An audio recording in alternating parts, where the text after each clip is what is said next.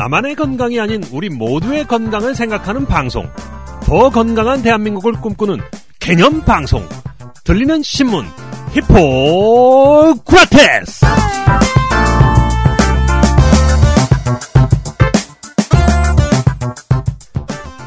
안녕하세요. 청년의사신문 편집주간 박쌤 박재영입니다. 근데 박쌤, 네, 그동안에 계속 생각해봤는데 왜 맨날 박쌤이 먼저 얘기해요, 오프닝을? 대본에 그렇게 적혀 있었어요. 아, 그래요. 네. 안녕하세요. 법무법인 세승 변호사 김변 김선욱입니다. 아유, 그거 좀 먼저 대본대로 할 수도 있지 말이야. 다음부터는 김변이 먼저 하세요. 네. 아, 농담입니다. 이렇게 말씀드린 이유가 있죠. 네. 네. 오늘 사실 특별한 날입니다. 저희 지금 녹음하고 있는 날이 5일인데요. 2월 5일 김변 단신일입니다. 네. 네. 김선욱 단신 몇 주년인지는 말씀 안 드릴게요. 자, 김변 생일 축하드립니다. 오늘 생일인데, 여기 와서 이렇게 녹음하고 있고요. 저녁 때 뭐 좋은 일정 있습니까? 뭐 특별한 일정은 없고요. 네. 일단 먼저 이렇게 보니까 케이크도 잘라주시고, 저는 항상 여기 오면 객인 줄 알았는데, 이웃 아저씨 정도인 줄 알았는데 또 식구처럼 대해주셔가지고 삼촌 정도로 생각하고 있죠. 네. 감동 받았습니다. 아이고, 감동식이네. 네. 그럼 저녁에 하여튼 보통 가족과 함께 혹은 애인과 함께 보내요. 생일날 보통들 다 그러시는 것 있는데요. 네. 저는 저희는 집안 특성상 전날 많이 하고요. 크리스마스 이브가 더 중요하잖아요. 네네. 저는 개인적으로 기독교는 아니지만, 이브의 때 많은 행사를 하고, 오늘은 동네 아는 형 만나기로 했습니다. 아는 동네 형이 오늘 꼭 만나자 그래가지고, 그 형은 무슨 날인지 모르죠. 모르고. 저도 굳이 밝히고 싶지 않고요. 다 먹은 다음에 계산하기 직전에 오늘 내 생일이라고 얘기하면 되겠네요. 그거 일이 커집니다. 그래요? 그래서 그냥 그 용건만 듣고, 밥 먹고 빨리 귀가해야죠. 자, 낳아주신 어머니께는 감사 전화라도 좀 드렸나요? 네, 곧 드리려고 하고 있습니다. 이거 끝나고, 녹화 알겠습니다. 끝나고 낳아주셔서 감사하다고, 그러면 이제 어머니께서, 그래, 돈 좀 보내라, 이렇게 답장하시겠죠? 예. 그래요. 이게 나이가 저희 정도 되면은, 보통 생일 되면은 부모님들이 축하한다고 돈을 잘 안 주시고, 저희가 낳아주셔서 고맙다고 돈을 보내야 되는. 그러니까요. 이상한 갑자기 문화가. 산부인과 병원장님이 되셔가지고 딜리버리 비용을 달라고 하십니다. 그러게요. 네. 자, 오늘 아까 잠깐 김변이 얘기했지만 녹음하기 직전에 케이크 잘랐는데요. 송수연 기자가 준비를 했습니다. 좀 그에 준하는 김변의 성의를 기다리고 있다고 그러더라고요. 이거 준비에 가담하신 분들은 그 가담 비율에 맞춰가지고 제가 후하게 한턱 쏘겠습니다. 감사합니다. 자, 오늘도 청취자 여러분들을 위해서 다양한 의료계 소식들을 준비했습니다. 자, 히포크라테스 2015년 2월 6일자 방송 시작합니다.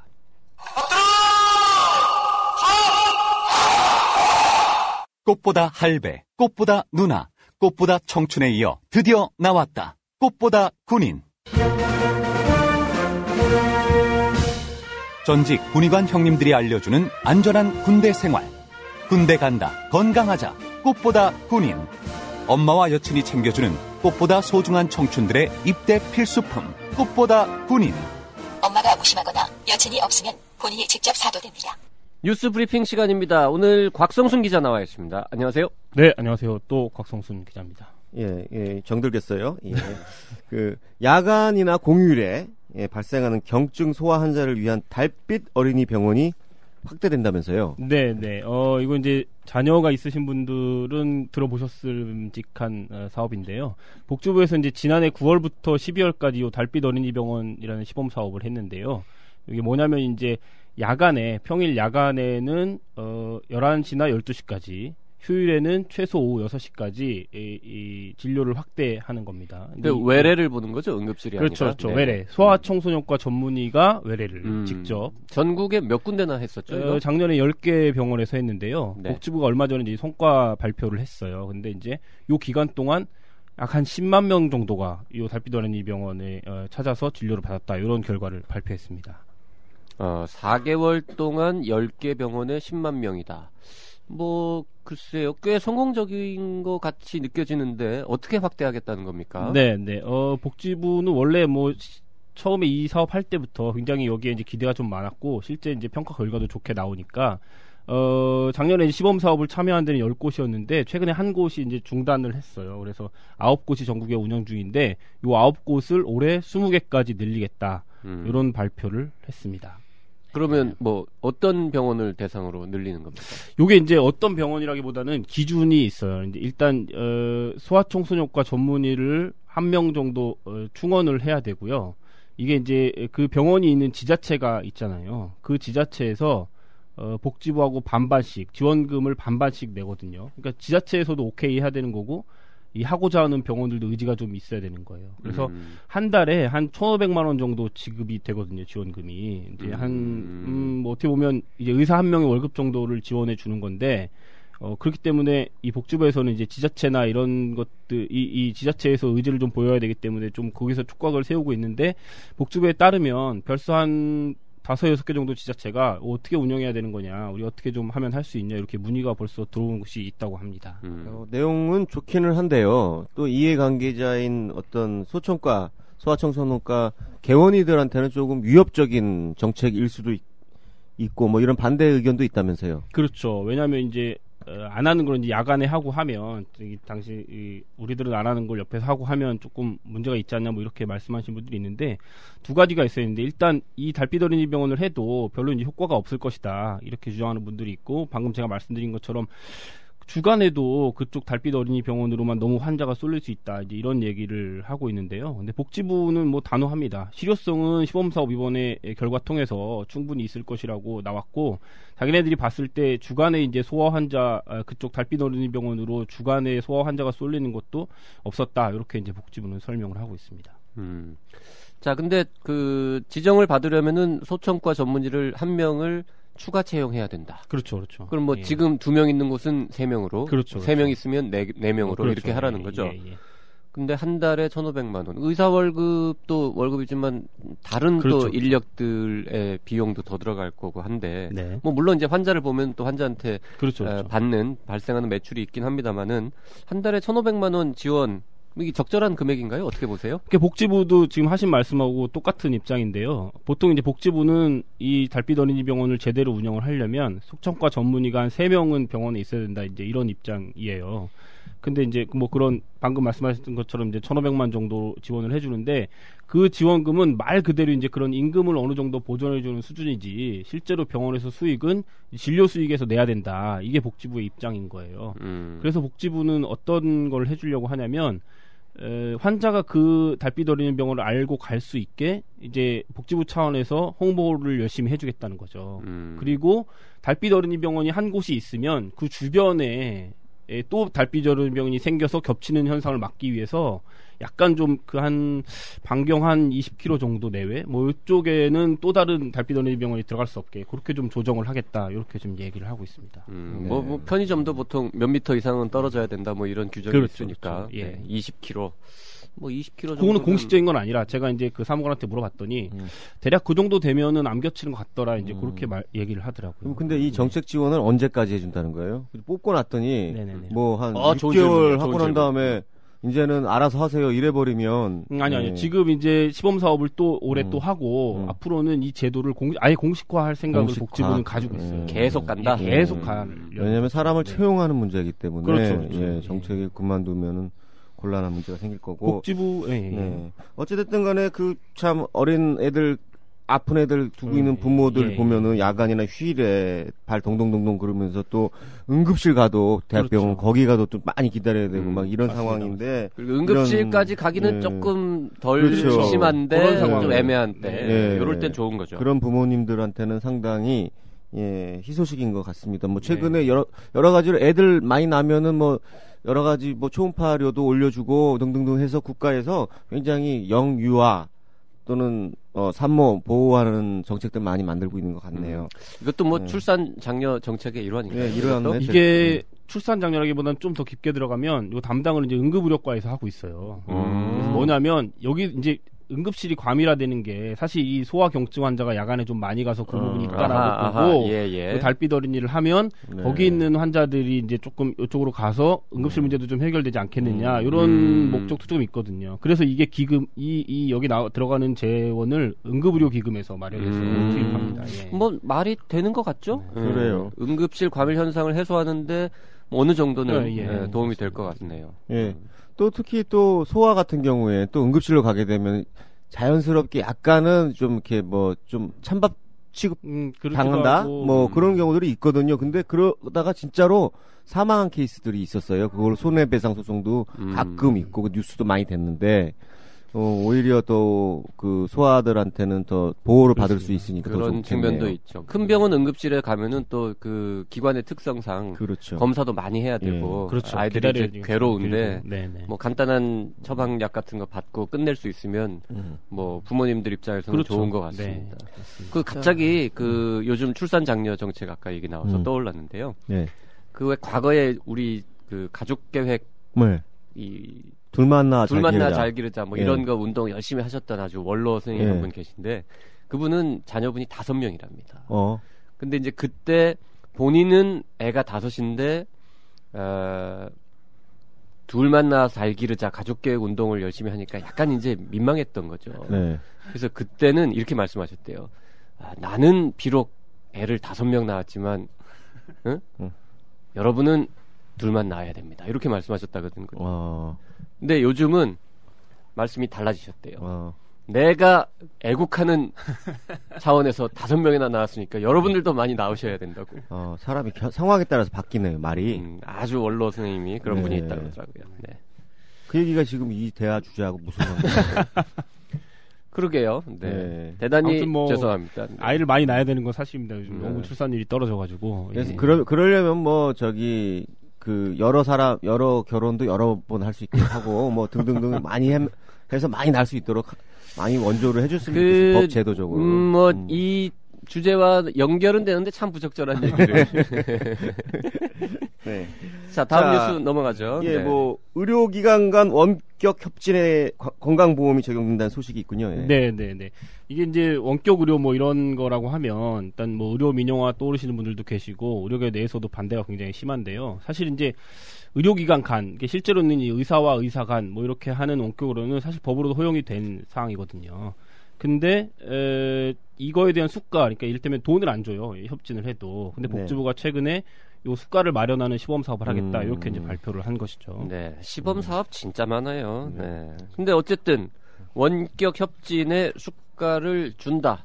어떻게 줄까요? 이건 뭐 여러 가지 형태가 있을 텐데요. 그렇죠. 이제 복지부가 고민하는 것도 사실 이건데요. 원격 협진이라는 말은 있지만 이게 유형화 이제 어떻게 하는 것이다 이렇게 딱 정해진 게 아니기 때문에 일단 시범 사업을 하겠다는 건데 어떻게 하겠냐는 게 이제 첫 번째는 응급의료기관 간 응급협진 이제 뭐 응급 환자들 왔다 갔다 할 때 이럴 때 이제 중간에 뭐 차 안에서 이렇게 환자 이동 중에 저쪽으로 뭐 전화를 걸거나 뭐 화상을 하거나 이럴 때 또 하나는 의료기관 간의 의뢰, 이제 환자를 의뢰하고 뭐 환자 옮기고 회송할 때 뭐 둘 다 비슷한 상황인데 요럴 때 이제 협진을 하면 그 두 가지 모형에 한해서 해주겠다. 이 수가를 좀 마련해 보겠다. 그리고 이제 형태는 이제 전화, 방금 말씀드린 전화로 하거나 아니면 뭔가 이제 무슨 태블릿을 이용하거나 뭐 구글 글래스를 이용하거나 뭐 이렇게 해서 화상으로 뭔가 왔다 갔다 했을 때 요럴 때 좀 수가를 주겠다. 뭐 이런 지금 계획을 좀 가지고 있습니다.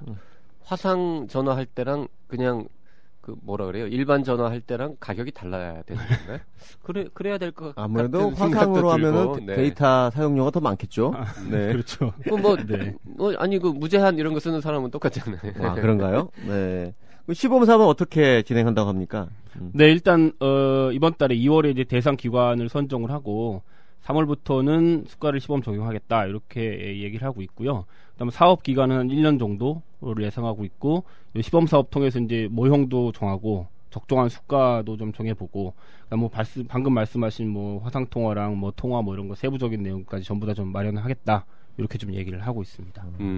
그 얼마 전에 명지병원에서 응급 환자 이송할 때 구글 글래스를 활용하는 방법을 시연을 했죠. 꽤 이슈가 되셨죠. 예. 그리고 복지부 문영표 장관도 그거를 굉장히 관심을 가지고 있다. 직접 와서 보셨죠. 네, 얘기가 있던데.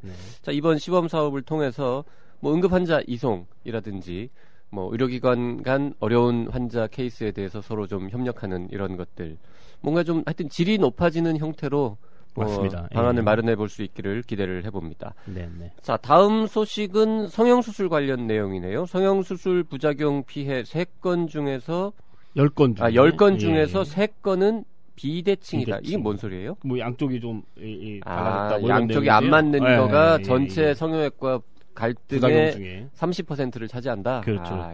예. 제가 좀 말씀을 드리면 지난 4일이었는지 이제 한국소비자원이 발표를 했는데 이 성형수술 관련된 소비자 피해 현황을 발표했는데요. 최근 2년간 총 214건의 성형수술 관련 피해가 접수가 됐다는데 접수. 이 중에 한 68.7%가 부작용 피해인 것으로 나타났는데요. 이 부작용 중에서 비대칭 관련 부작용이 27.2%로 가장 많았고 보형물 관련 이상은 15.6%, 그다음 흉터가 생긴 게 11.6%, 그다음 염증 및 감염이 발생한 사건이 10.2%, 그 정도 순이었습니다. 부작용이 발생하는 부위도 중요할 것 같은데 어떤가요? 네, 이 부작용 피해 절반 이상이 눈하고 코에서 나타났는데 각각 27.2%, 23.1%였습니다. 이건 뭐 실제 성형수술 건수의 비율하고 거의 비슷하지 않아요? 이거? 네. 눈, 코 제일 흔하잖아요. 예. 그다음에 이제 유방 성형술이 12.2%였고, 그다음에 이제 지방 주입 및 흡입이 9.5%. 그다음에 이제 안면 윤곽 성형이 8.8% 등의 수로 많았습니다. 어떤 때는 프로라고 하고 어떤 때는 퍼센트라고 하는 거예요? 제가 지금 방 그랬나요? 계속 그렇게 얘기하고 있는데. 그때 다른 것 같은데. 그런가요? 저 방금 실제 진짜 말하면서 제가 나중에 들어봐요. 어떻게 좀 어떻게 빼야 되나요?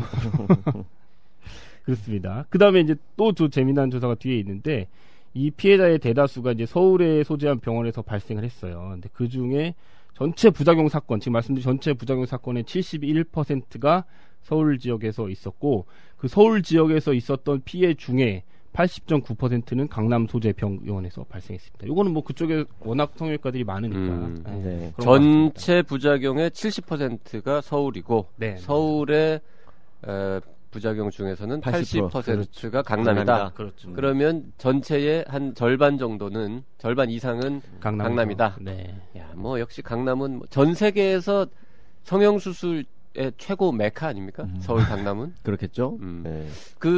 김병 얼마 전에 그 라디오 프로그램에 성형외과 의사 회장님이 출연해가지고 차상면 회장님 출연해가지고 뭐 인터뷰를 하는 걸 들었는데 그 진행자가 이렇게 성형외과가 강남에만 몇 개가 있습니까? 그랬더니 그 성형외과 전문의가 하는 곳만 한 500곳 있습니다. 그러시더라고요. 그건 알고 있었어요. 그래서 그럼 성형외과 전문의 아닌 분이 하는 성형 시술하는 병원은 몇 개나 강남에 더 있습니까? 이런 질문을 하더라고요. 그건 좀 몰랐거든요. 근데 그 회장님이 1,500개 정도 있을 겁니다. 이러는 거죠. 이야, 깜짝 놀랐어요. 그렇게 많아요? 그러면 그분이 뭐 약간 이제 숫자가 정확하지 않을 수도 있는데 사실이라면 강남구에만 성형시술 하는 데가 2,000개라는 거 아니에요. 이야, 대단하죠. 보건소에 물어보면 제일 잘 아는데요. 근데 뭐 일반 가정의학과라든지 뭐 그냥 일반의가 개원해놓고 거기에서 이렇게 성형수술 하는 분들도 있기 때문에 그렇죠. 보건소에서도 정확한 숫자 모를 것 같은데요, 그거는? 그렇네요. 알려나? 하여튼 무지막지하게 강남이 많으니까 뭐 이렇게 부작용 건수도 강남이 제일 많은 건 뭐 당연할 것 같습니다. 뭐 특별히 강남에 가서 성형수술 받을 때 조심해야 되는 건 아니죠? 강남 친구 따라 강남 가면 안 된다. 뭐 그런 뜻 아닌가요? 통계적으로만 보면 강남에 가셨을 때 좀 조심을 하셔야 강남이 제일 위험한 거예요. 그렇죠. 통계적으로만 보면. 왜냐면 통계를 잘못 해석하면 지금 근데 전체 건수가 안 나오는데요. 그러면 전체 수술한 환자 중에 부작용 비율이 몇 %냐라는 것도 한번 보셔야 될 겁니다. 그렇게는 안 나오죠. 그건 안 나오죠. 접수된 부작용 많이 하니까 그렇죠. 부작용이 발생할 수밖에 없는 거고요. 그러니까 뭐 이걸 듣는 청취자분들은 대부분 이해하시겠지만은 모든 인간이 하는 일은 뭔가 문제가 있을 수가 있습니다. 그래서 부작용도 발생할 수 있고 우리 아들이 중3인데 방학 끝나고 이제 계약했다고 학교를 갔다 오더니 밥을 먹으면서 하는 얘기가 우리 반 여자애들이 3명이 눈이 옆으로 째졌었는데 갑자기 동그래져서 왔다는 거예요. 중3인데. 예.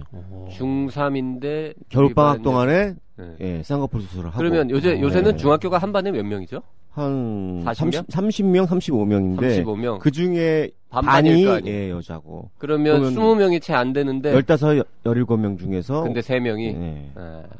그 눈에 띈 게 3명이고 뭐 그렇죠. 그 뿌띠 이런 거 한 친구들 또 있을 수 있죠. 예. 이미 대단하네요. 중학교 때 다 해버리는. 야, 이건 몰랐네요, 저는. 근데 어쨌든 통계 자료를 잘 해석해야 되는 게 그렇죠. 지금 우리가 이걸 보고 강남이 위험하다라고 말할 수는 없는 게 그럼요. 네, 한국에서 벌어지는 그 수많은 살인 사건들은 다 이 쌀을 주식으로 하는 사람들에 의해서 저질러지거든요. 네. 그러니까 쌀이 아주 위험한 음식이다 이렇게 이제 해석하면은 바보가 되는 거죠. 네. 그러네요. 네. 그럼 반응이 별로네요. 네. 다음 뉴스 넘어가겠습니다. 자, 그 다음 뉴스는 건강보험료 부과체계 개편 백지화 후폭풍이 거세다는 건데 지난 시간에도 이거 잠깐 소개해드렸는데 어떤 후폭풍이 일어나고 있습니까? 네, 이거 지난 시간에 이어서 전해드린 소식인데요. 이 건강보험료 부과체계 그때 개선할 때 논의할 때 부과체계 개선 기획단이라는 게 이제 만들어졌었는데요. 거기 이제 연세대 명예교수이신 이규식 교수님께서 거기 위원장을 하셨었는데 지난 2일 날 자진 사퇴 의사를 밝히셨습니다.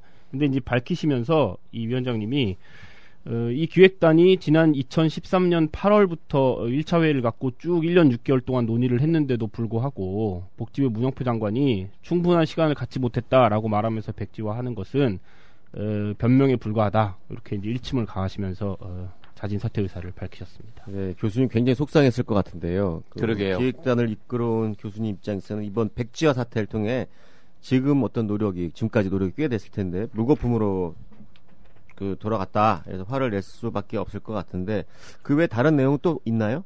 네, 일단 뭐 이 원장님께서는 사퇴하시면서 이 기획단이 만들어낸 마지막 결정 요거를 끝까지 좀 고수하고 요거 정부에서 요것대로 개선해야 된다 이렇게 일단 말씀을 하셨고요. 그 위에 이제 언론 해프닝도 있었어요. 같은 날이었는데 2일날 한 유력 통신사가 복지부 핵심 당국자의 말을 인용해서 복지부가 이 건보료 부과체계 개편안을 다시 연내에 재추진하기로 했다 이렇게 보도를 했어요. 네. 근데 이제 그 내용이 주된 내용이 뭐였냐면 이 새누리당이 최근에 이제 유승민 원내대표가 새로 선출됐는데 그것처럼 이제 정치권의 상황이 많이 변했기 때문에 당정이 새로 협의에 나설 수 있다. 이제 이런 내용이었거든요. 그런 내용으로 보도가 나갔다는 거죠. 나갔죠. 나갔는데 지금 이 비박계가 이 다 당권을 잡으면서 그렇죠. 뭔가 정치적 상황이 달라졌으니까 연내에 재추진할 것이다라는 그런 보도가 나갔는데 핵심 당국자 말을 인용해서 이제 나갔죠. 근데 복지부가 이 기사가 나오자마자 거의 동일하게 이 반박 보도자를 냈어요. 내면서 뭐라 그랬냐면 복지부는 건보료 부과체계 개편안을 연내에 재추진하기로 결정한 바가 없다. 이게 내용이 다였거든요. 그러니까 그 하루 만에 그 며칠 사이에 뭐 이렇게 사퇴도 하시고 뭐 하시고 막 내부에서 이상 잡음도 발생하고 이러면서 이상 징후도 보이고 그다음 복지부가 좀 갈팡질팡하는 모습을 제대로 좀 보여줬습니다. 이런 정책은 누가 하는 거예요? 복지부 장관이 하는 거 아닙니까? 장관이 국회에서 이래라 저래라 이게 나왔다고 또 뭐 반복 참 우스워지죠. 이렇게 되면은. 네. 자, 이게 부과체계 개편 말이죠. 이게 당연히 해야 됩니다. 해야 되는 거 맞는데 예. 왜 실패했는지 저는 알 것 같아요. 이게 어쨌든 이 부과체계 개편을 통해서 보험료를 더 내는 분들이 있고 뭐 덜 내는 분들도 있고 하지만 근본적으로 국민들은 뭔가 좀 개편되면서 내가 보험료를 더 내게 될 것이다 라는 생각을 우선적으로 하게 될 거 아니에요. 근데 뭘 더 줄지에 대한 얘기가 없는 거죠. 제가 늘 얘기합니다만 이 저보험료 저수가 저급여 체제를 개편하기 위해서는 보험료도 획기적으로 좀 올리고 그와 동시에 혜택도 급여 혜택도 대폭적으로 늘리는 거 이거 올리는 대신 이거를 해드립니다라는 거를 동시에 제시하면서 국민을 좀 설득해야 되는데 그걸 제대로 안 하고 아니 뭐 그래가지고 그랬는지 우리 박쌤이 그게 얘기를 하시니까 이후에 복지부에서도 그 산부인과 쪽에 그 애 나면 1인실에도 많이 적용을 해주겠다. 초음파에 대해서도 그거 보셨군요. 예, 또 돈 대주겠다. 그러니까 박쌤이 얘기한 게 이제 딱 거기 맞아 떨어지는 거죠. 근데 아니 이런 걸 해주겠다고 자꾸 얘기를 해놓고 올려야 된다. 아니 그러니까 왜 그걸 동시에 안 하냐는 거죠. 이게 마치 보험급여 그 혜택 확대할 때는 아무런 국민 부담 없이 그냥 공짜로 다 해주겠다라고 이렇게 생색내는 거 쫙 한 다음에 나중에 또 돈 보험료 올릴 때는 올려야 된다 이런 얘기 하니까 왜냐면 요 보장성 강화 얘기는 이게 이제 복지부에서도 안을 원래 다 가지고 있었던 건데 이게 건정심에 보고를 해야 돼요. 네. 그러니까 보고를 하고 나서 이제 이게 발표를 해야 되는 거기 때문에 근데 그 발표가 건정심이 지난 3일에 있었거든요. 발표하자마자 건정심 하자마자 바로 발표하긴 했는데 이제 그게 약간 핀트가 이제 안 맞아요. 그러니까 언론 플레이 잘해야 되는데. 아니 어쨌든 이 부가체계 개편이라는 거는 사실 77년에 시작한 건강보험 체계의 어떤 큰 틀 이걸 바꾸는 거잖아요. 이 좋은 기회거든요. 이런 걸 바꿀 때 보험료를 좀 올리면서 대폭적인 어떤 보장성 확대를 같이 제시하고 국민을 설득하고 뭐 요런 좀 정치적인 세련된 요런 좀 그런 게 필요하지 않겠나. 네. 아쉽습니다. 네. 그래요. 그 좀 박쌤이 좀 이거 갖고 좀 오피니언 뭘 하나 쓰세요. 아니 썼는데 썼어요? 영향이 없어요. 영향이 없어요. 네. 아, 왜 그러지? 별로 안 읽어. 이거 들으시는 우리 정책 당국 그 관계자분들은 박쌤한테 전화를 하던가 쓰신 것 좀 잘 좀 봐주셨으면 아니, 좋겠습니다. 그분들도 뭐 알고는 계실 거예요. 답답하실. 뭐 제가 이 내용으로 쓴 네. 칼럼은 그 다음 주 월요일 날, 그러니까 2월 9일 날 저 인터넷에 이제 뜨는데. 아, 그러니까. 네, 뭐, 좀 읽어주십시오. 네, 네. 시기적절하게 내가 쓰라고 하는 게 딱 맞아 떨어졌네. 네. 오늘 아다리가 좀 많네요. 네. 그러게요. 네. 선행을 베푸니까. 네. 케이크로. 그러게요. 자, 마지막으로는 이번 기간이 길어지면은 입원료 중 본인 부담률이 올라가는 법안이 시행된다. 오, 그래요? 그렇습니다. 네. 이게 오늘 나온 따끈한 소식인데. 네. 오늘 이제 복지부가 입법 예고를 국민건강보험법 시행령 개정안이라는 걸 입법 예고했는데요. 거기 이제 주된 내용이 이겁니다. 병원에 입원을 하시면 장기 입원하시는 분들도 많이 계시고 하실 텐데요. 네. 요 입원일이 16일이 넘어가면 입원료에 있는 그 본인 부담률이 올라가는 거예요. 지금 뭐 잘 모르실 텐데 입원을 하시면 입원료를 내시잖아요. 근데 거기 이제 본인 부담률 자기가 내야 되는 돈이 20%죠, 20%인데 20% 네. 지금 20%인데 16일이 넘어가면 이 본인 부담률을 올리겠다는 거예요, 정부에서. 16일부터 30일까지는 본인 부담률을 30% 적용하는 거고요. 네. 31일째부터 그 이후까지는 40%로 올리는 겁니다. 오, 예. 많이 올라가네요. 아니 이거는 보장성 확대 반대 방향인데? 그렇죠. 네. 근데 이제 정부가 이런 결정을 한 이유가 있는데 이게 네. 보장성 강화하고 연관이 돼 있는 거예요. 뭐 이제 아시는 분들도 있으실 텐데 지난해부터 이제 정부가 3대 비급여 개선안 이런 것을 굉장히 지금 타이트하게 적용을 하고 있는데요. 그 안에 이제 상급병실제도 개선이 포함이 됐었죠. 네. 내용이 뭐냐면 상급병실 이 상급병실 이 제도를 조금 손본 건데요. 그러니까 4인실까지 병원에 가시면 뭐 6인실, 5인실, 4인실, 3인실 쭉 있는데 4인실까지를 일반 병실에 넣은 거예요. 그랬죠. 네. 보장성을 이제 강화해 준 거죠. 그리고 또 뭐가 있냐면 올해 9월부터는 이 상급 종합병원, 대학병원이라고 보시면 되는데요. 거기 가시면 거기가 현재는 이 대학병원에서 일반 병상 비율을 50%까지만 채우면 돼요. 그렇죠. 원래 전체에 있는 거에서. 6인실을. 그렇죠. 예. 근데 요거를 올해 9월까지 이제 70%까지 늘려야 되거든요. 그러니까 그러니까 4인실 이상이 70%가 돼야 되는 거죠, 앞으로는. 그렇죠, 네. 앞으로. 그러니까 이제 국민들께서 병원에 입원하실 수 있는 그 보장성이라고 해야 되나요? 이런 것들이 굉장히 늘어난 거예요. 일반 병실에 입원할 수 있는 길이 넓어진 거죠.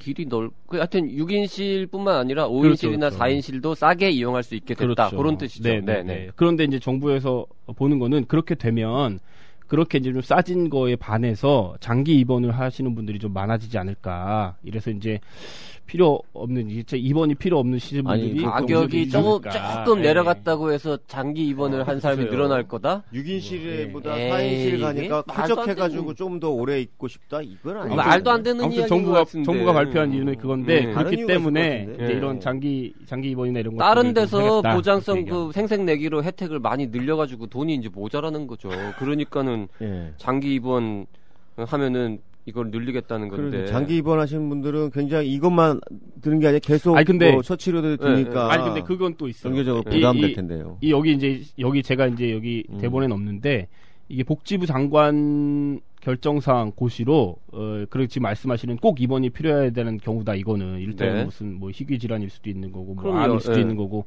이런 분들은 제외 이제 이 본인 부담률 올려주는 거에서 논외로 한다 제외한다 이런 구절이 있긴 있죠. 꼭 안 필요한데 입원하는 사람이 뭐 얼마나 된다고? 나이롱 환자들을 막기 위해서인가요? 그렇죠. 그러면? 예.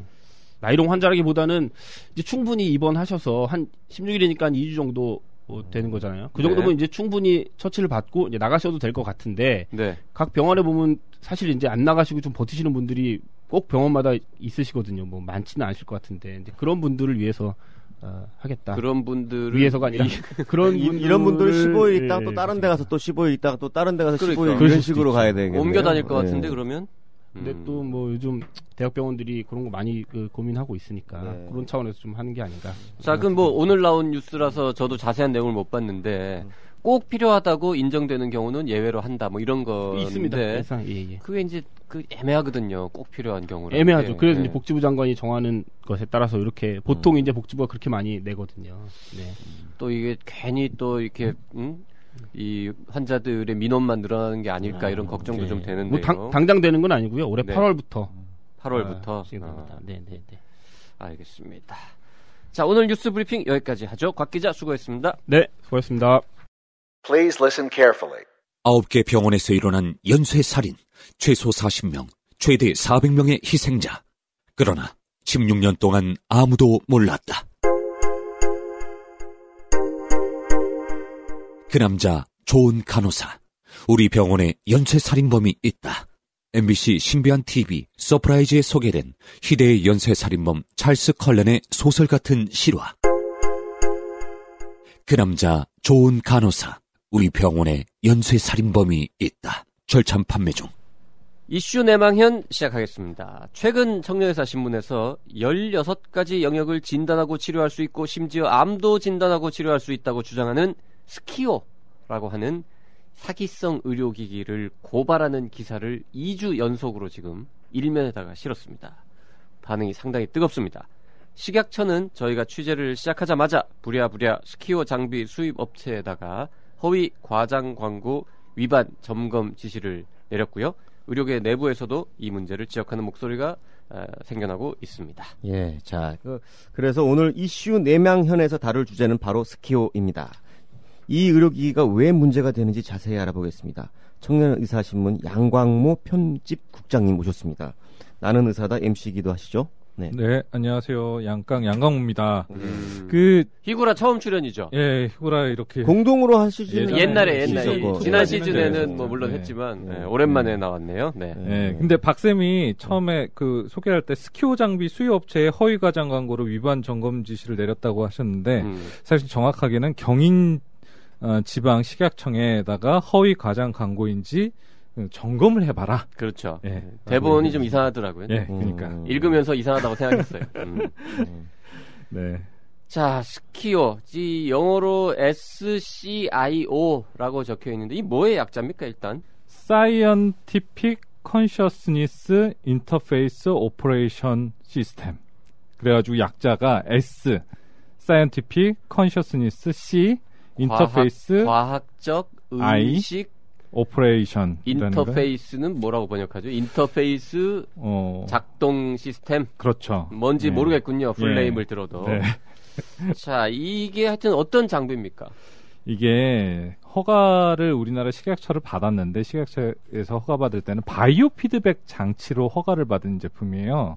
그러니까 스트레스를 많이 받고 불안하다 그런 증상을 가지고 있는 환자들한테 그 장비를 통해 가지고 자기가 불안증을 줄이기 위해서 마음가짐을 어떻게 갖도록 하느냐를 시각적으로 나타내주게 만드는 시스템이다라고 설명하고 있어요. 뭐 설명만 들었을 때 잘 모르겠는데. 예, 별 문제가 뭐 아니 바이오 피드백이라는 거는 뭐 여러 가지 일부 이제 사용되고 있긴 하더라고요. 네, 뭔지 맞아요. 정확하게 잘 네. 모르겠지만. 그러니까 뭐가 이렇게 검사를 하면 뭔가 결과가 이렇게 온다는 거 아니에요? 피드백이 이렇게 예. 와서 뭐 그런 생활 습관 교정 뭐 이런 것들에 좀 일부 쓰는 것 같던데. 제일 쉬운 거는 이런 게 아닐까 싶어요. 전 비뇨기과에서 쓰는 걸로는 약간 야뇨증, 밤에 소변을 싸는 거예요. 네. 그런 애들한테는 기저귀에다가 알람을 붙여놓는데 이 알람이 항상 울리는 게 아니라 오줌을 쌌을 경우에 알람을 울리는 식으로 하는 거예요. 그래서 밤에 오줌 싸는 게 귀찮아져요. 자꾸 이렇게 알람이 울리니까 깨어나가지고 그렇게 하다 보니까 그 생활 습관을 교정하게 되는 거예요. 미리 소변을 보고 그런 것도 바이오 피드백이라고 하나요? 그렇죠. 일종의 바이오 피드백이죠. 그런 식으로 뭔가를 장치를 하는 거라고 생각하고 있었는데 이거는 제가 정신과에서 하는 정신과에서도 좀 쓰더라고요. 네. 그런 것 같아요. 그런 걸로 이제 허가를 해줬다는 거죠. 그러니까 그렇게 좀 어떻게 보면 좋은 목적으로 해줬는데 이상하게 사용된다 이런 뜻인가요? 그렇죠. 왜 사기라는 거예요? 아까 사기성이다 이렇게 얘기했는데. 이게 실제로는 이게 진단기는 아니거든요. 진단기가 아닌데도 불구하고 이 장비를 가지고 16가지 홈페이지에 들어가면은 이거 수입업체 홈페이지에 들어가면은 16가지 항목에 대해서 진단이 가능하다. 그리고 이제 치료도 가능하다. 치료도 가능하다라고 일부 써 있기도 하고 실제 의원에 가보면은 의원하고 사용하고 있는 한의원에 가보면은 이거 가지고 치료도 하고 있었어요. 아니 이게 식약처에 등록된 신고된 또는 허가된 제품이라고 하면 거기 보면은 어떤 경우에 사용한다 이게 딱 못 박혀져 있던데요. 맞아요. 그거는 바이오 피드백에 쓴다라는 걸로만 바이오 피드백 그걸로만 환자들이 허가가 됐다는 사용할 거죠. 수 있는 바이오 피드백 장비다. 의료기기로 허가가 됐던 거죠. 거기 바이오 피드백이라 써 있어요. 바이오 피드백으로. 정말 그거 자체가 애매하다. 좀 알아듣기 쉽게 해줘야 되는데. 바이오 피드백은 뭐 생되먹임? 뭐라고 우리말로? 생체 바이오. 하여튼 바이오 피드백이라는 거는 뭐 있는 용어니까 있다고 그렇죠. 치고. 근데 이 진단 16가지를 진단도 하고 치료도 한다. 일단 거기만 들어도 이상해요. 일단 허위 과장이네요. 일단 그 치료기기하고 진단기기는 이게 별거이잖아요. 실제로 의료기기에 그 사용 허가 받은 내용 이외로 광고를 하면 허위 과장으로 무조건 100%거든요. 이제 저희 100% 일단 걸릴 불법의 소지가 있다라는 거는 이제 알고 있는데 구체적으로 어떻게 해서 지금 이 무슨 사단이 벌어진 건지 좀 차근차근 설명을 좀 해주시죠. 일단 저희가 이메일을 받았습니다. 이런 장비가 있는데 바이오 피드백으로 식약처 허가도 받았다라는 장비인데 실제로는 그렇게 쓰이고 있지 않는 것 같다라는 제보를 받았어요. 제보 이메일이 왔어요. 네, 제보 이메일이 와가지고 저희도 모든 사람 얘기를 일단은 의심을 하게 되잖아요. 저희 이게 직업적으로 이 사람 한 얘기가 정말 사실일까? 이러면은 우리나라 식약처가 바보가 아닌데 이런 걸 허가해 줬을 수가 있을까? 이렇게 터무니없는 일이 현실에 정말 있으려고 이렇게 이제 의심했죠. 우리는 처음에는 제보를 의심한 거지. 제보를 의심해가지고 설마 했겠어라는 생각에 이제 식약처에 들어가가지고 허가상을 찾아봤어요. 홈페이지에 이제 나와 있거든요. 그래서 조회를 해보니까 바이오 피드백으로 허가를 받았다라는 거예요. 허가를 받았네. 근데 그렇다고 해가지고 이걸 뭐 이상하게 쓰겠어라는 생각을 가지고 홈페이지를 들어가 봤어요. 그 업체 홈페이지를. 그렇죠. 컨터멜스 코리아라는 수입업체 홈페이지에 들어갔거든요. 되게 황당하게도 16가지를 버젓이 진단할 수 있다라고 소개가 돼 있는 거예요. 16가지는 주로 뭐 어떤 것들이? 암 뭐 이런 거예요 또? 암도 있고요, 물론. 읽어보세요. 16가지를 소개를 할게요. 홈페이지에 나와 있는 겁니다. 전신 양자 스크리닝 검사. 양자라고 하는 게 이제 그 파동을 나타내는 물리학 용어였는데 양자 스크리닝 검사가 가능하다라고 얘기를 했고요. 급성 질환 상태, 만성 질환 상태, 척추 질환, 통증, 치아 관련 검사, 홍채 검사. 이해가 안 되죠. 홍채 눈에 있는 홍채거든요. 눈에 있는 홍채 뇌파를 측정하는 기계라면서 그러니까요. 그리고 메르디안 기혈 흐름 검사, 기를 이제 측정할 수 있다. 이상하네요, 좀. 잠재 의식 반응 검사, 정신적 요인 및 감정 차트, 발병 요인 및 약화 요인 외에 악화니까 악화 요인인 것 같아요. 악화 요인 외에 다양한 기능, 뇌 스캔, 뇌파 및 뇌 기능 검사, 알레르기원 검사, 바디 및 TMJ 검사. 이게 그 턱관절인 것 같아요. 턱관절 검사, 피부 검사, 각 검사 항목별 교정 기능이 있다라고 했는데 사실 거의 여기에는 얘기는 안 적혀 있는데 암도 진단할 수 있다고 하고 좀 저희가 추적해 보니까 미국에서는 에이즈 환자도 치료가 가능하고 진단도 가능하고 그 완치시킬 수 있다라고 주장을 했더라고요. 이미 사기 전력이 있었던 거죠. 일단 양자 스크리닝 검사도 무슨 말인지 모르겠고요. 이거는 완전히 여기 보니까 치과, 한의과, 의과는 다 뭐 신경 뭐 다 내과 다 들어가네요. 다 들어가. 그렇죠. 만병통치 기기네. 그렇죠. 비만 원인 검사도 할 수 있다고 되어 있다고요. 맞아요. 이게 프로그램만 좀 바꿔가지고 비만도 가능하고 거의 모든 질병을 다 진단할 수 있는 기계네요. 그러면 그렇다니까요. 홈페이지에 아예 그렇게 적혀 홈페이지에 적혀 있기는 16가지 진단 영역이 있고 그렇게 예, 그렇게 적혀 있는데 이제 뭐 세부 페이지 들어가다 보면 예, 좀 터무니없는 질의도 많이 있고 답변도 있었습니다. 그리고 이 기계를 그러면 아까 좀 전에 이제 뭐 미국에서는 에이즈로도 치료한다고 썼다 뭐 이런 얘기했는데 그럼 이게 뭐 전 세계에 지금 퍼져 있는 기계예요? 어떻게 맞습니다. 된 거예요? 네. 이게 누가 만든 거예요 처음에? 사실 역사가 굉장히 오래됐는데요. 이 장비, 스키오라는 장비를 만든 사람은 넬슨이라는 미국인이에요. 헝가리계 미국인이었죠. 헝가리계 미국인 넬슨. 네. 근데 이 홈페이지에도 지금 퀀텀 헬스 코리아 홈페이지에도 이 넬슨이라는 사람을 소개하고 있는데 이 넬슨이라는 사람이 15살인가 굉장히 어린 나이에 나사에 입사를 해서 거기서부터 일단 이상해. 15살에 무슨 나사에 들어가. 그랬는데 나사에 들어가가지고 그것도 아폴로 달나라에 갔던 그 아폴로 기기가 뭔가 고장이 났는데 천재적인 수학 실력으로 뭐 문제를 해결했다. 그래서 무사히 지구에 귀환하게끔 만들었던 천재적인 인물이다라고 소개를 하고 있고 일부에서는 의사다라고도 소개하고 있는데 이거는 저희가 그거를 파헤친 건 아니고 시애틀 타임즈라고 미국에 있는 언론사에서 파헤쳤더라고요. 네네. 이 넬슨이란 사람이 나사에 입사한 적도 없고, 그렇겠죠. 의사도 아니다. 그리고 심지어는 그 허위 과장 광고로 바이오 피드백 장비로 미국에서도 처음에는 허가를 해줬었는데 FDA가 허가를 해줬음에도 불구하고 추가적인 계속 이제 그 과대 과장 광고를 계속 반복해가지고 FDA에서 경고 조치를 계속 내린 거예요. 구두 경고도 하고 뭐 서명 경고도 하고 이제 출석해라도 당신 이거 계속 그 환자들한테 국민 건강을 위한 그 선전을 하고 있으니까 이거 출석해라라고 해가지고 9번이나 기소를 당했더라고요. 그 기소를 9번 당했다고요? 네, 법정에서. 그냥 이거는 상습 사기잖아요. 중대한 사기라고 하더라고요. 기사에 따르면. 그랬는데 그 사람이 출두를 안 하고 헝가리로 도피를 한 거예요. 그래서요. 그래서 미국 내에서는 해당 제품을 전면 다 수입 금지를 했습니다. DWP 조치라고 한 거죠. 허위 과대 광고를 계속했기 때문에 해당 제조사가 만든 모든 기기를 수입 금지를 시켰습니다. DWPE. 그게 뭐의 약자냐면 Detention Without Physical Examination. 그게 검사 없이 다 압류시킨다라는 거예요. 보통 이제 그 식약처에서는 그 뭔가 이렇게 수입할 때 그렇죠. 샘플링 해가지고 검사를 한 다음에 보통 통과를 무작위로 시키는데 3에서 5%를 그러니까요. 검사를 하는데 근데 검사해볼 필요도 없이 무조건 안 되는 맞습니다. 금지 조치를 그러면 이건 제조는 어디서 하는 거예요? 헝가리에서. 헝가리에서. 헝가리에서 했는데 이게 회사 이름도 바뀌었어요.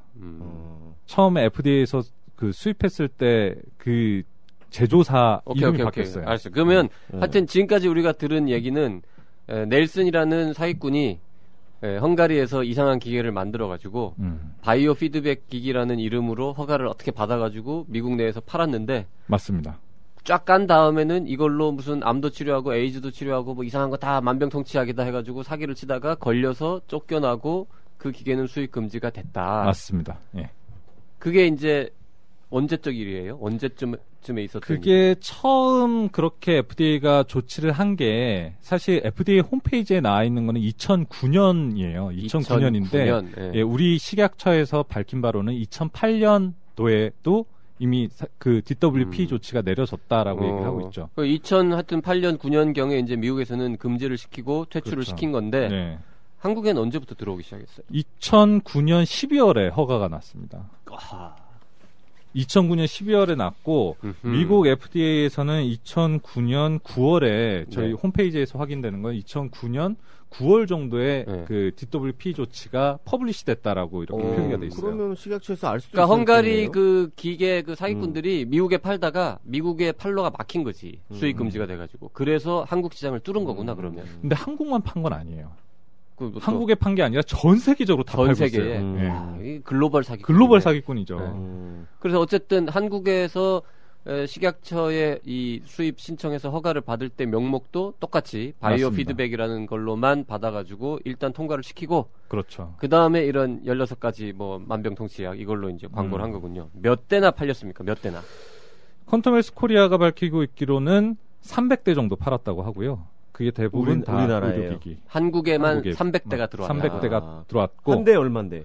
한 대의 프로그램에 따라 다르다고는 해요. 근데 2천만 원에서 4천만 원. 대박이네. 한 대에? 한 대.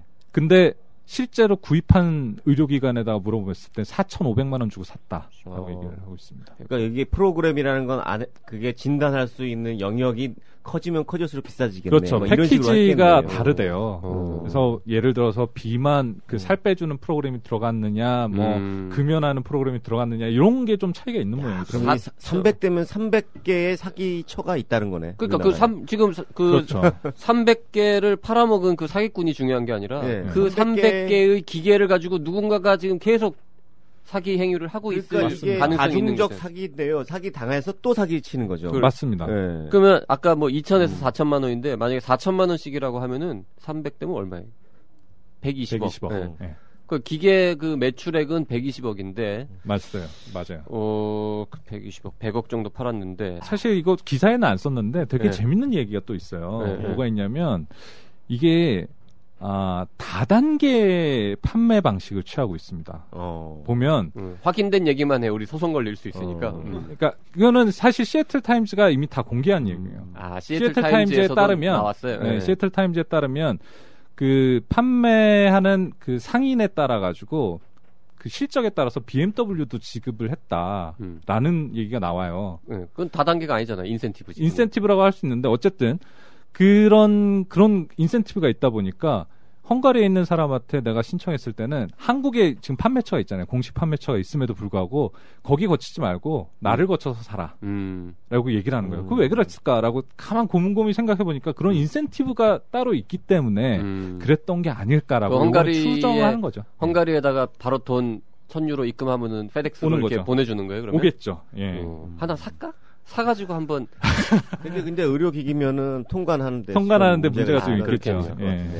자, 일단 그럼 어디서부터 얘기해요? 300개는 도대체 지금 어디에 퍼져 있어요? 저희가 300개의 명단을 다 가지고 있지는 않은데 상당수가 사실 홈페이지에 공개가 돼 있었어요. 퀀텀 코리아에. 어디에 팔았다. 공급을 했다. 예. 했을 때 그 명단을 보면 대부분이 한의원들. 한의원들이 있고 일부 의원. 내지는 뭐 대학병원도 있었습니다. 대학병원이나 이런 곳들도 연구 목적으로. 대학병원은 연구 목적으로. 그건 순수하게 바이오 피드백을 연구하는. 연구 목적으로. 대학병원은 뭐 한두 개밖에 없었. 네, 한두 개. 연구 목적으로 한두 개고. 의원들은 몇 개나 있었는지 기억합니까? 의원들 홈페이지에 나와 있었는데 이걸 삭제를 해버렸어요. 삭제를 해버렸는데 이 보도가 나가니까 보도가 나기 전에 취재가 들어가니까 바로 없애버렸더라고요. 근데 원래 전부 다 명단을 공개하지는 않았고요. 일부만 공개를 해놓은 거예요. 근데 거의 다 한의원이고 의원이 몇 개가 있고 그거 외에 뭐 대학병원이 한두 개가 있다. 그리고 기타 뭐 200개 있다 이런 식으로. 그래가지고 우리가 과연 이 기계를 산 의료기관들 한의원 뭐 혹은 의원에서는 무슨 짓을 하고 있는지를 알아보기 위해서 간만에 잠입 취재를 했죠. 맞습니다. 그래가지고 우리 여기자 한 명하고 우리 양광모 국장하고 둘이서 같이 환자와 보호자를 가장해서 두 곳의 의료기관을 찾아갔습니다. 멋있네요. 한 곳은 60번 같다. 한 곳은 한의원, 한 곳은 의원. 네. 자, 가서 있었던 일을 이제 좀 설명을 좀 해주세요. 이게 거의 무슨 스펙타클 하던데요, 들어보니까. 한의원부터 얘기해 볼까요? 네, 한의원을 갔을 때는 일단은 사실은 좀 의심의 눈초리로 봤어요. 그 당시에 누가 누구를 의심의 눈초리? 해당 원장이 우리가 이미 여러 군데다가 쑤시고 다닌다라는 소문을 다 들었던 모양이에요. 그래가지고 우리도 혹시 이런 뭐 언론사는 아닐까라는 좀 시선을 가지고 의심의 시선을 가지고 좀 바라봤는데 가서 뭐라 그래요? 예약하고 갑니까? 예약하고 갔습니다. 예약할 때 그러면 뭐라 그래요? 뭐 스키어 난 쓰고 싶어요. 뭐 이런 얘기를 그런 얘기를 바로 하기엔 좀 의심받잖아요. 그렇죠. 예, 네. 그렇기 때문에 저희가 얘기했던 거는 지인한테 소개를 받았는데 어머니 그 아시는 분이 그쪽이 치료를 잘한다고 하고 특정한 장비를 활용해 가지고 검사도 가능하고 치료도 한다라고 얘기를 하더라라고 했더니 그쪽에서 스키어 얘기하시는 건가요? 라고 얘기를 하더라고요. 그 증상은 뭐라고 얘기를 하고 갔습니까? 불면증으로 얘기했습니다. 불면증으로. 네. 그래서 30대 여자 환자들이 불면증이 많잖아요. 그렇죠. 꽤 있을 수 있는 거기 때문에 그런 걸로 실제로 또 당시에 불면증을 앓고도 있었고 우리 이혜성 기자가 제가 많이 쪼아서 그런 모양이에요. 네. 그래서 어쨌든 오죽 쪼았으면 잠을 못 자요. 평소에 잘 자던 사람인데. 그래서 어쨌든 어떻게 아세요 그거? 아니, 불면증 있다고 얘기 안 했잖아요. 그래가지고 그 당시에 그렇게 갔었는데 가가지고 접수를 하고 들어가 보니까 어떻게 알고 왔느냐 다시 또 확인하는 거예요. 어떻게 알고 왔느냐 소개를 받아서 왔습니다라고 얘기하니까 그제서야 이제 장비를 팔목하고 이마에다가 발목하고 이렇게 몇 군데죠 그러면 5군데. 네네. 뭐 목걸이 같은 거를 이렇게 밴드 같은 걸 붙이는 거예요. 예. 그래서 그 기계 자체는 어떻게 생기고 얼마나 크기예요? 요 케이스만한 겁니다. 그러니까 요 케이스라니 이 사람아 지금 라디오인데. 응? 그러니까 한 30cm 높이 한 20cm 정도 크기에 그냥 이렇게 손으로 잠깐 번쩍 들 수 있는 얼마든지 작은 기계군요. 이거는 그냥 밀수도 가능하겠네요. 충분히 가능합니다. 그 헝가리에서 하나 사갖고 그냥 들고 들어오면서 전혀 티 안 나고 그럴 수도 있을 만큼 작은 기계인데 그래서 그 기계랑 그 기계하고 연결되어 있는 무슨 선 이렇게 해가지고는 팔목하고 발목하고 이마에다가 밴드를 붙였어요. 맞습니다. 그 다음에는요. 그렇게 하고 나서 한 2분 30초 정도 이제 장비 워밍업이 필요하다고. 그 시간 동안 이 치료기기에 대해서 막 설명하는 거예요. 파동 치료가 무엇인지, 양자의학이 무엇인지에 대해서 소위 얘기하면 썰을 좀 풉니다. 한의사가 불안을. 이렇게 양자의학, 파동의학 이런 건 우리 의과대학에서도 배운 적이 없는데 없죠. 동의보감에도 분명히 안 나올 텐데. 그렇죠. 파동은 이제 썰을 풀어요. 파동이 뭐 에너지가 존재하는 곳에 있는 미립자 뭐 굉장히 한의학적인 지식이 아닌 그런 얘기들을 왠지 그럴 듯한 얘기를 막 얘기를 합니다. 얘기를 하다가 이제 검사를 시작하는 거죠. 워밍업이 다 끝나고 나면 워밍업이 다 끝나면은 이 기계를 가지고 진단할 수 있는 게 굉장히 많다. 사실은 자기도 암 환자에 있어서 이 기계를 상당히 오랫동안 쓰고 있고 실제로 써봤다. 근데 진단도 하고 치료도 할 수 있더라. 할 수 있다라고 얘기를 했어요. 그리고 굉장히 유명한 우리가 다 알고 있는 최모 한의사 같은 경우는 제일 유명한 그분 최모 그렇죠. 그분 같은 경우에는 같은 장비를 쓴다고 했는데 나중에 다시 알아보니까 같은 장비는 아니라고 하던데 비슷한 장비를 활용해가지고 0.1mm 크기의 암도 진단이 가능하다라고. 노벨상인데? 그렇죠. 사실 우리나라뿐만 아니라 전 세계 어디서도 그거를 그렇게 초기에 암을 진단할 수 있는 방법은 없거든요. 그럼 좋겠네요, 진짜. 노벨상을 받아야 돼요. 이런 기계를 사용해서 그 최모라는 분은 0.1mm짜리 암도 덩어리도 구별할 수 있다고. 그렇게 멋진 기계라고. 그 자서전에 쓰셨더라고요. 확인해 보니까 그건 이제 최모 씨의 자서전에 썼더라고요. 그건 이제 또 다음에 그리고 또 다루고. 이 한의사도 본인이 그렇게 얘기를 하셨고. 그분이 이제 이 최모 선생님은 이렇게도 씁니다. 나도 암 치료합니다. 이런 얘기를 했다고요. 그런 얘기를 했죠. 그렇게 하고 이제 검사를 하면 뭔가 그래프에 뭐 소리도 나고 굉장히 막 화려한 비주얼이 막 바뀝니다. 모니터에? 모니터에. 좀 촌스럽지는 않았고요. 촌스러워요. 되게 촌스러워요. 그죠. 되게 촌스러워요. 보통 그래요. 촌스럽고 근데 우리 명상할 때 자주 듣는 음악들 있잖아요. 그런 음악들이 베이스에 깔려요. 음악 약간 틀어놓고 BGM이라고 하죠. 모니터에는 이렇게 그래프가 같은 그래프가 이렇게 왔다 갔다 하고. 나오고. 그 검사 얼마 동안 검사를 해요? 1시간 정도 걸립니다. 1시간 동안 그걸 보고 있어야 돼? 이야. 1시간 동안 정도 걸리고 검사 결과까지 해석하는 데는 한 10분 더 걸리고. 그래서 그러면 1시간 동안은 그 바라보고 이제 앉아 있었어요. 그렇죠. 그 다음에는 이렇게 결과를 해석해 주는데 한의사가 1시간 내내 앉아 있어요? 앉아 있어요. 중간에 잠깐씩 나가지고 침 놓고 이렇게 딴 환자 보고 다시 오고 하긴 했는데 뭐 대부분은 앉아 있었습니다. 옆자리에. 그 검사 결과가 어떻게 나왔어요? 놀랍게도 비뇨생식기 이게 미혼이거든요. 네. 이혜성 기자가 미혼인데 비뇨생식기가 약해서 빨리 결혼을 해야지 된다. 잠깐만요. 비뇨생식기가 약하면 빨리 결혼해야 돼요? 약한 거하고 빨리 결혼하면 무슨 상관이 있어요? 결혼하면은 모르겠어요. 제가 비뇨기과 전문인데. 약한 상태에서 결혼하면 안 좋을 것 같은데. 그러니까. 네. 그리고 또. 네. 그렇게 하면서 이제 몸을 따뜻하게 해주는 한약을 좀 먹어봐라. 그러니까 이게 어떻게 보면은 스키오 가지고 치료도 할 수 있는데 그 얘기는 그거예요. 그러니까 스키오 가지고도 치료도 가능한데 한국에서는 이런 게 이제 정서적으로 별로 안 맞는 것 같다라고 본인이 생각한 모양이에요. 네. 그래가지고 뭔가 그래도 약을 줘줘야 되는 거 아니냐라는 컴플레인들이 좀 있었던 모양이에요. 이거는 제가 추론이긴 한데. 그래가지고 이거 한약을 좀 먹어봐라. 그리고 또 침을 좀 맞아라. 침 맞아라. 그렇게 하는 게 더 좋을 것이다라는 얘기를 하고 또 이제 감정적인 문제가 있어가지고 불안장애나 이런 욕심들이 많아가지고 수면장애가 생기는 거니까 욕심이 많아서 수면장애가 생기는 거다. 그게 이제 그 검사하면 나온다는 거죠. 네, 그렇게 나왔어요. 그리고 기혈 순환이 이상하다. 뭐 이런 이혜성 기자 별로 욕심장이 아닌 것 같은데. 모르죠. 뭐 저희도 모르게 욕심을 부릴 수도 있는 거죠. 그래서요. 전 옆에서 듣고만 있었습니다. 내가 모르는 이혜성 기자 이런 모습이 있었구나. 예. 그러면서 한약을 지어줬어요. 갈 때 한약을 지어 먹어라라고 했을 때 한약은 약간 보약 같은 걸 얘기했던 것 같고 그 당시에는 이제 잠을 잘 못 잔다고 하니까 잠을 못 자는 거에 대해서 이제 한약을 먹으면은 좀 잠이 잘 오는 한약이 있나 보죠. 그런 거 가지고. 뭐 거의 일주일치 약을 줘줬습니다. 뭐 가루약 같은 물약? 거를 가루약을 해가지고 우리 그냥 양약 같이 신약 같이 이렇게 봉투에 담아가지고 해주는 그런 약을 받아왔어요. 일주일치를 주고. 네, 받아왔죠. 저 물은 무슨 얘기예요, 도대체? 그 물이 저도 완전히 그 당시에는 모르고 있었어요. 처음에는 물 한 잔 갖다 주세요라고 한의사가 얘기를 하더라고요. 검사 시작할 때 다른 도와주는 분한테 그 간호사한테.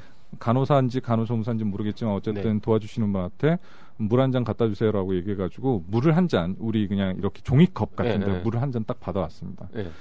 원래 삼다수가 가장 좋은데라는 얘기를 하면서 그거를 스키오 장비 위에다 딱 올려놓고 종이를 이렇게 씌워놨어요. 근데 저는 그때까지만 해도 전혀 그런 정보가 없어가지고 저 물이 뭐 필요한가 보다.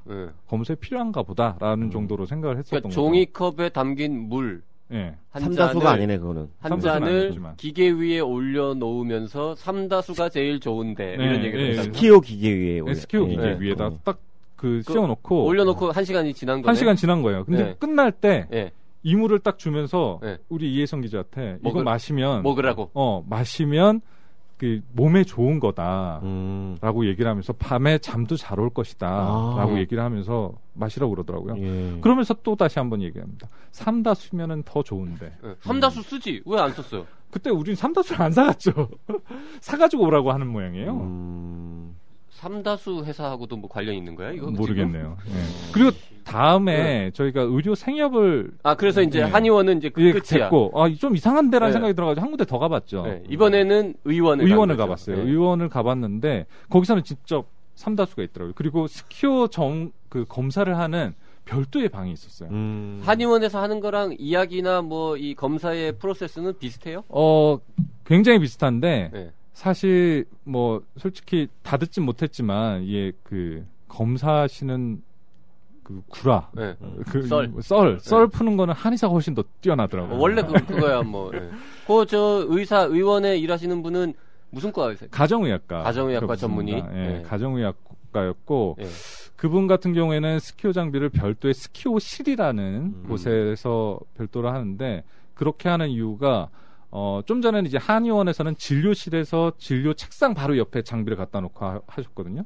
근데 이쪽에는 별도의 방에다가 설치를 해놓고 이렇게 하는 이유가 다른 전파 같은 것이 방해하지 않도록 별도의 방에 방음 장치를 해놓은 곳에서 하는 것이다 라고 얘기를 하시더라고요. 좀 더 과학적으로 보이게. 과학적으로 보이게. 그리고 또 별도의 모니터도 방음 장치? 저는 사실 방음 장치가 방음장치가 있었어요? 방음장치가 돼 있었는데 돼 있어요? 방음장치라고 하기에는 좀 조잡하지만 우리 커튼 지금 치는 것처럼 우리 지금 녹음실에도 없는 방음장치가 거기 스키오실에는 있군요. 그렇죠. 근데 전파가 방음하고 무슨 관계가 있는지는 잘 모르겠어요. 그러게요. 예. 음파하고도 관련이 있나 보죠. 모르겠어요. 그래서 파동에 영향을 미친다 뭐 이렇게. 그래서 거기도 똑같이 물 올려놓고 1시간 거기서는 삼다수를 올려놓고 삼다수 2개를 올려놓고 네. 그리고 검사를 1시간 동안 진행을 합니다. 네. 근데 검사 결과는 달랐어요. 다르게 나왔어요? 네. 검사 결과는 이혜성 기자가 같은 증상을 가지고 네, 똑같이 잠을 못 잔다고 얘기했는데도 불구하고 네. 처음에는 비뇨기 쪽에 문제가 비뇨기에 문제가 있다, 욕심이 많다라는 얘기를 했는데 결혼을 빨리 해라 뭐. 네. 피의원에서는 갑상선에 문제가 있는 것 같다. 혈압도 좀 높을 것 같다. 면역력이 지금 떨어져 있는 것 같다. 의심이 된다. 사기꾼들이 제일 좋아하는 게 면역력이야. 네. 그리고 당뇨도 의심이 된다라고 하고 실제로 혈압하고 당뇨는 혈당 체크를 그 자리에서 바로 했어요. 그건 또 바로 했어요. 네. 그리고 의원이니까. 네. 근데 이것도 사실 기사에는 안 썼는데 혈압을 그 자리에서 이제 간호사가 측정을 해줬어요. 근데 사실 혈압이라는 거는 잴 때마다 굉장히 좀 움직이잖아요. 출렁출렁 되니까 딱 재더니 140에 80이네요. 좀 높습니다라고 얘기를 하는 거예요. 그래서 그 즉시 나오면서 바로 자동 혈압기가 앞에 있더라고요. 그래서 재봐라 하고 사진을 찍었는데 거기서는 바로 120에 뭐 70 정도로 나온 거죠. 사실은 당시에는 뭐 긴장해서 올라갔을 수도 있어요. 긴장했을 수도 있죠. 네. 기자가 지금 취재하기 위해서 위장 환자로 진료를 받고 있으니까. 더군다나 비뇨기하고 갑상선하고 두 개가 다 지금 문제가 된다잖아요. 욕심도 많대지 뭐 이러고 있어요. 의원에서는 1시간 하고 그다음에 뭘 줬어요? 거기도 물 줘요? 물은 줬어요. 삼다수를 이제 두 병을 다 줬는데 주면서 어떻게 줬느냐? 이혜성 기자의 부족한 파동을 전사시킨 거다. 이 부족한 파동을 역전사해가지고 어떻게 보면은 여기 쏘인 것이다. 그리고 에너지가 들어가 있다. 그래서 이 에너지가 바깥으로 빠져나가지 않게 호일로, 쿠킹 호일로 이렇게 감싸서 주더라고요. 그러면서 이 물과 일반적인 그냥 물하고 섞어서 마시되 양을 소주잔 한 잔 정도 전사된 물을 파동수를 소주 한 잔에다 그렇게 넣어가지고 우리 그냥 컵 있잖아요. 컵에다가 물 채워가지고 이렇게 마셔라. 희석시켜서 먹어라라고 얘기를 하더라고요. 그러면서 그것만 가지고는 좀 부족하다 보니까 왜 이렇게 자꾸 웃음이 나오지? 근데 제가 느낀 건 뭐냐면 이분들이 진짜로 믿는 것 같아요. 이거를. 그럴 수도 있죠. 본인들이 확신을 가지고 있는 것 같아요. 환자들을 속이죠. 그러면서 이제 약간 부족하다고 생각해서 그런지 뭐 갑상선 검사하고 당뇨 검사를 이제 시행해보라고 그러고 면역 증강제를 좀 맞고 가는 것이 좋겠다. 면역 증강제를 여기서 맞고 가라. 병원에서 맞고 가라. 그렇겠죠. 예, 근데 안 맞고 왔습니다. 그래서 그 호일로 싼 물 2병은 이렇게 제가 받아가지고 왔어요. 그럼 약은 따로 한의원에서는 약을 처방해줬는데 약은 주진 않았어요. 약 주진 않고 주사를 받아라. 그 영양제를 맞아라라고 얘기하고 필요하면은 영양제를 맞아라고 약을 먹지 않았습니다라고 얘기했더니 잘했다. 약은 사실상 뇌를 지치게 한다라고 했던가 뭐 그런 식으로 표현을 하셨던 것 같아요. 약에 중독이 될 수도 있다 뭐 이런 식으로 표현을 하셨던 것 같아요. 약은 거부하는 대체적으로 자연 치유를 선호하시는 분들은 그런 식으로 많이 얘기하시잖아요. 자, 그럼 한의원에서는 얼마를 냈고 의원에서는 돈은 얼마 냈습니까? 한의원에서는 검사비가 10만 원이었고요. 약값을 이제 10,000원 따로 받았고요. 11만 원. 11만 원 받았고 피의원에서는 검사비 다 토탈해가지고 15만 원. 15만 원. 그 그럼 우리가 지금 취재비로 26만 원 쓴 거네. 썼죠. 그거 어떻게 돌려받을 방법이 없을까? 그래서 그런 방법도 좀 생각하고 있습니다. 심평원에다가 이 진료비 취재는 참 잘했는데 그거 좀 아깝네요. 네. 진료비 확인 물 2병 받아오고. 그래서 자 지금 여기까지 들으신 분들은 그 이혜선 기자라는 사람이 실제로 비뇨생식기, 갑상선, 고혈압, 당뇨가 다 나쁠 수도 있지 않느냐라고 의심하실 수 있잖아요. 그렇죠. 그래가지고 우리가 이혜선 기자를 건강검진을 시켰어요. 야 괜찮다, 여기. 요거는 검진하네. 해가지고, 예, 그 한의원에 취재 가기 전에 미리 다 시켰어요. 그래갖고 그 검사 결과도 지금 알려드릴게요. 진짜 종합검진을 받은 결과는 어떻습니까? 미리 밝히는데 이 종합검진 비용은 저희가 내지는 않았습니다. 때가 됐다고 하길래 본인 돈 내고 검사 받아라. 이 결과를 발표하는 거는 이혜승 기자한테 다 허락을 받고 지금 신문에 이미 났어. 다 퍼블리시된 거니까 본인이 큰 문제 없을 것 같아요. 알려드립니다, 청취자들께. 네. 일단은 본인 동의하에 지금 공개하는 동의가 이게 완전히 유효하고 완전한 상태에서 한 거죠. 뭐 이렇게 지면에도 이미 다 실렸어요. 뭐 때릴 것 같아. 협박이나 뭐 제정신에서 한 거 맞습니다. 그렇죠. 예. 근데 오늘 왜 그러면 이혜선 기자가 안 나오고 지금 당신이 오늘 나왔지? 식약처 관계자를 만나러 간다고 하더라고요. 요 또 관련 취재하러 식약처 갔군요. 네. 자, 동의했습니다. 네, 동의한 걸로 네. 자, 그 얘기를 하고요. 일단은 이상 소견을 보인 거부터 얘기해 드릴게요. 크리아틴 카이나제 CPK라고 하는 숫자가 비정상적으로 좀 높았어요. 근데 이거는 이상하다. 우리가 이거 자문을 받았거든요. 잘 모르잖아요. 크리아틴 카이나제 같은 경우에는 근육에서 나오는 거거든요. 근육 세포가 파괴되면서 나오는 효소로 알려져 있는데 운동을 과하게 했을 경우에 높아지는 요새 수치로. 여기 PT 받잖아요. 운동 많이 하잖아요. 엄청 많이 하죠. 이게 작년 12월에 했던 검사라서 재검을 했죠. 재검을 했더니 지금 현재는 정상인 것으로 나왔습니다. 요즘 운동 좀 덜하나 보다. 그리고 앞서서 이제 신장이 좀 안 좋다라고 얘기했잖아요. 한의원에서 신장이 안 좋다고 했는데 비유엔 크레아틴이라는 검사를 했거든요. 혈중 요소 질소라고 하고 크레아틴은 크레아틴이죠. 크레아틴을 해보니까 쉽게 정상이죠? 다 정상이었고요. 정상이죠. 뭐. 자궁도 이제 뭐 출산에 문제가 있다라고 얘기를 했었는데 자궁 뭐 경부암 세포도 검사하고 초음파 같은 것도 다 정상이었고 갑상선도 이제 다 정상이었고 혈압도 사실상 다 정상이었고 당뇨도 정상이었습니다. 그래서 이 검사 결과를 가지고 세브란스 병원 체크업센터 김광준 부원장한테 갖다 주고 이거 한번 해석해달라라고 얘기했더니 CK 수치가 높았는데 재검사 필요하다라고 얘기해서 재검사했어요. 근데 이건 정상이다라고 얘기를 하셨고 동맥경화 위험도가 약간 높다라고 얘기했지만 사실상 크게 신경 쓸 건 아니다라고 얘기하고 현재로서는 할 거 없다. 할 거 없다. 진료가 필요한 부분은 없다. 근데 한 사람만 물어봐서는 좀 확실히 안 될 수도 있잖아요. 그래서 저희가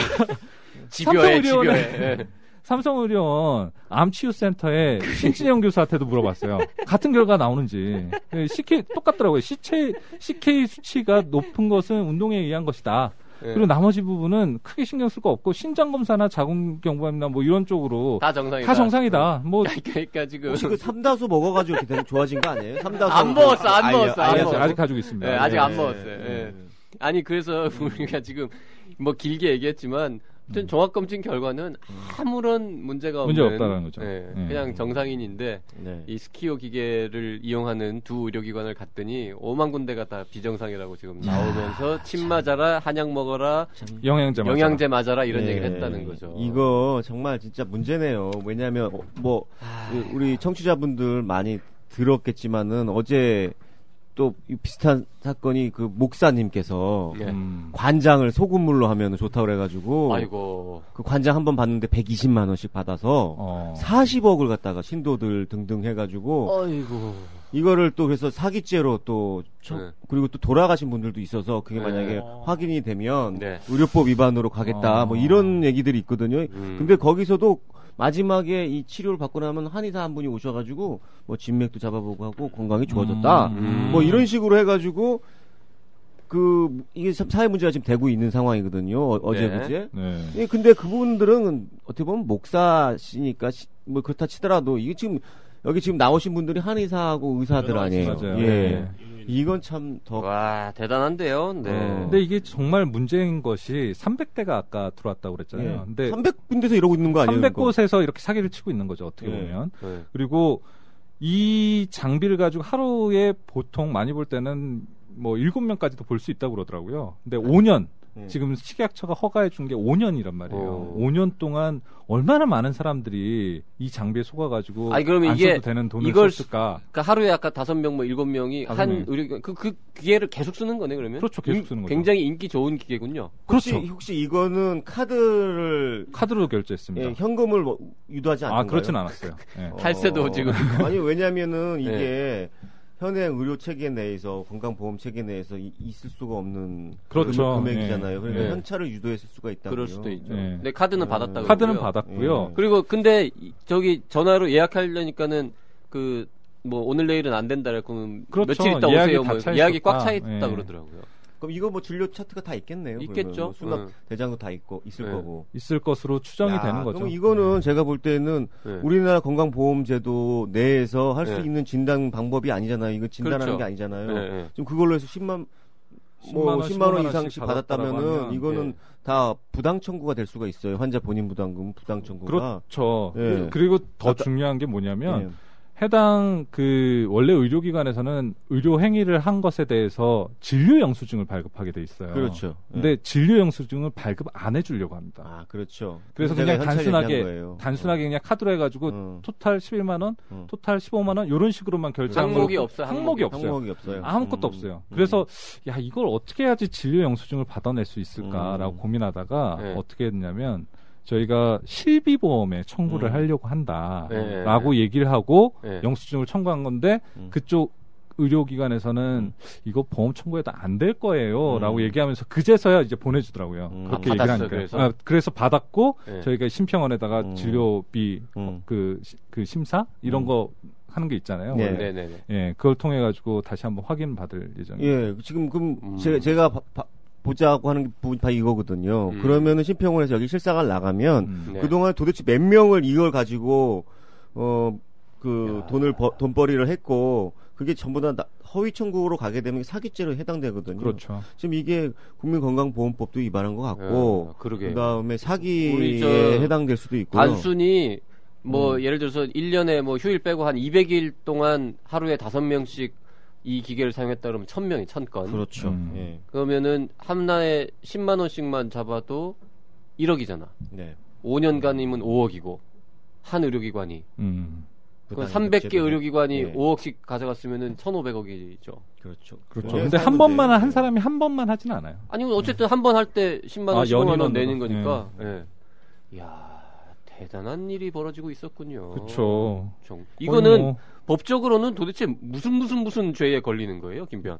엄청나게 많이 걸릴 것 같은데 의료법부터 시작해가지고 의료기기법에도 걸릴 거고. 기본적으로 국민들 정서로 보면은 정말 이게 의학적으로 효능이 없는 건데 이렇게 했다면 사기죠. 기본적으로. 그냥 사기. 아까도 제가 관장 소금으로 하면 괜찮다. 이걸 지금 초동 단계에서 수사기관에서는 사기로 보고 있거든요. 그러니까 이게 사실은 지금 이런 상황이 사실이라고 한다면 몸에 문제도 없는데 문제가 있는 것처럼 진단을 했다. 또 이게 진단 기구도 아닌데 식약처에 진단 기구로 허가 받은 것도 아닌데 이걸로 이용해가지고 했다면은 사기가 될 수가 있죠. 기본적으로. 그러니까 보통 국민들이 생각하는 사기죄 거기에 분명히 해당이 될 것 같고요. 그다음에 아까도 얘기했지만 건강보험법상에서 이런 거를 진단 비용을 받을 수가 없는 거죠. 그거 받을 수가 없기 때문에 그것조차도 사기죄도 되지만 국민건강보험법상의 어떤 행정적인 조치를 당할 수 있는 상황, 부당 청구라든지 허위 청구가 될 수가 있어서 환수, 과징금 이런 거 될 수 있고 또 더 나아가서 의료법상에 보면은 이 학문적으로 인정되지 않은 의료행위 이런 것들이 있을 거 아닙니까? 이것도 일종의 임의비급여라고 볼 수 있나요? 그게 해당되는 거니까 아까 제가 심평원 얘기를 한 거고요. 국민건강보험법 얘기를 한 거고 그다음에 의료법상으로는 학문적으로 인정되지 않은 비도덕적 또는 비윤리적 내지는 학문적으로 인정되지 않은 거. 그럼 이건 자격정지 2개월짜리에 기본적으로 해당되는 거고 또 의료기기법상에 품목 허가 받은 걸로만 광고를 해야 되는데 광고하지 않았다. 다른 걸로 광고를 했다라고 하면 그것도 또 처벌받을 수가 있겠죠. 그리고 또 품목 허가 받은 거 이외로 사용했다면 그것조차도 의료기기법상의 문제가 될 수가 있고요. 또 등등 해서 이것도 제대로 차트도 안 했을 거 아닙니까? 안 했을 것 같아요. 그러면 진료 기록부 허위 기재 내지는 불성실 작성 이것과 관련해서 여러 가지 면허 정지라든지 또 형사적으로 벌금 받을 수도 있고 딱 그렇죠. 자, 이제 끝으로 이 정부는 과연 제대로 일을 하고 있는지를 확인해 봅시다. 일단 식약처에서는 뭐라고 얘기를 합니까? 일단 그 허가해 준 거에 대한 문제는 뭐 없다고 얘기하던가요? 이 허가 당시 우리나라 식약처에서 허가해 줄 당시에 미국 FDA가 DWP 그러니까 수입 금지하고 완전히 다 압류시키는 조치를 시행하고 있었다라는 걸 알고 있었느냐가 사실은 굉장히 좀 궁금했거든요. 네, 뭐라 그러던가요? 근데 이제 공식 입장만 되풀이하는데 공식 입장이 어떠냐면 해당 제품은 허가 당시 고시된 사용 목적, 환자가 스스로 생리적 파라미터를 조절할 수 있도록 예를 들면 알파파의 활동 등에 따라 시각적으로 응답하는 기구에 해당되는 내용으로 신청이 됐고 식약처에서는 기술 문서 검토를 통해 허가했다라고 하면서 그 부분은 답변을 안 했어요. 그 지금 길게 설명한 게 바이오 피드백을 좀 풀어서 쓴 건가 봐요. 그런 것 같아요. 네. 예. 그러니까 식약처의 답변은 바이오 피드백 기기로 신청이 들어와서 그거는 그럼 그 기계 그런 목적으로 쓰세요라고 허가를 했다는 뜻인 것 같고 그렇죠. 미국 FDA에서 수입 금지시켰다는 사실을 알았느냐라는 질문에는 답을 안 한 셈인 거죠. 허가 담당자한테 이제 개별적으로 연락을 해봤어요. 이혜성 기자가 연락을 했었는데 계속 같은 저희 공문으로 보냈거든요. 질을 공문으로 보냈는데 공문으로 다시 답변을 한 것만 되풀이하더라라는 얘기예요. 그러니까 공식 입장만 되풀이할 뿐이고 식약처는 원래 FDA 조치들을 다 모니터링하고 있으니까 그 당시에도 하지 않았겠느냐 이런 얘기들을 잠깐 했다라고 얘기를 해요. 그 당시에는 자기가 담당자가 바뀌었습니다. 네, 그런 거죠. 그런 얘기를 했군요. 네. 그리고 아니 실제로 FDA에서는 끊임없이 이런 문제가 있는 식품이나 의약품 뭐 기기들을 계속 금지 조치 이런 걸 경고 뭐 이런 걸 내리잖아요. 그렇죠. 그 조치들은 홈페이지 가서 이렇게 신청만 딱 눌러놓으면 계속 받아볼 수 있거든요. 맞습니다. 특히 우리나라 같이 그러니까 미국에서의 FDA의 어떤 그 허가 내용이 우리나라에서 허가 여부에 굉장히 그렇죠. 그 관심 많잖아요. 네. 식약처에서요. 그건 당연히 그러니까 공무원들이 알았을 다 연결돼 것 같은데 알았을 수 있겠죠. 알고 왜 허가해줘가지고 이 난리를 지금. 그러니까 뭐 식약처를 좀 대신해가지고 변명을 하자면 이런 게 아닐까 그냥 제가 추론을 해봐요. 그러니까 미국 FDA에서 DWP 조치를 한 거는 과대과장 광고였기 때문에 그 부분에 대해서는 그 조치를 한 거고 그렇죠. 그 해당 제품 가지고 우리나라에다는 바이오 피드백으로 신청을 했으니까 다 기술 검토했는데 이거 뭐 문제가 없다라고 생각해서 허가해줬다. 그렇죠. 뭐 의료용 메스를 갖다가 허가를 해줬는데 그거 갖고 살인할진 몰랐다. 뭐 이런 거랑 그렇죠. 똑같은 거죠. 네. 좋은 비유인데 그거 오늘 생일날이라서 그런지 아주 이게 좋은데 아주. 좋네요. 딱 와닿네요. 자 그러면 이제 식약처에서는 아까 경인지방식약처에다가 뭐 허위 과장 광고 여부를 조사해봐라 이런 이제 지시를 내렸다고 하는데.